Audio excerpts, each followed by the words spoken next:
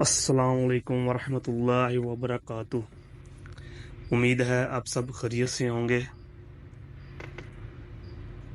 انشاءاللہ آج آپ کے لیے بہت اچھا اور پیارا وظیفہ لے کے آئے ہیں۔ یہ ایک ایسا وظیفہ ہے، اس کے کرنے سے جو بھی کوئی ہے، جس کو بھی غصہ آتا ہے، جس کو بہت زیادہ غصہ آتا ہے اور غصہ قابو میں نہیں رہتا، مطلب اتنا غصہ آتا ہے اور اس خود کے کنٹرول سے باہر ہو جاتا ہے، یہ ایک بہت ہی پیارا عمل ہے۔ اس عمل کو کرنے سے انشاءاللہ غصہ ختم ہو جائے گا اور غصہ قابو میں رہے گا۔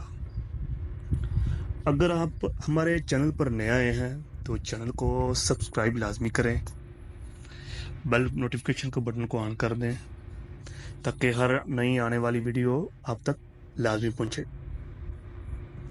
ویڈیو اچھی لگے تو شیئر بھی کرنا اور ایک اچھا سا کمنٹ بھی کر دینا۔ اگر کوئی شخص کا غصہ قابو میں نہ رہتا ہو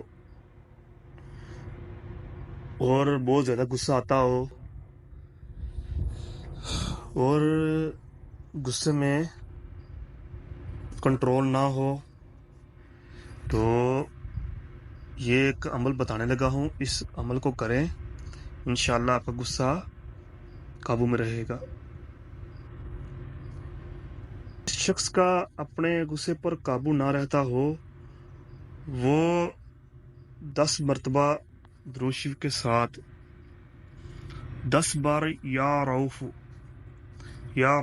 پڑھے، روزانہ پڑھنے کا معمول بنا لیں تو انشاءاللہ اس کا غصہ ختم ہو جائے گا۔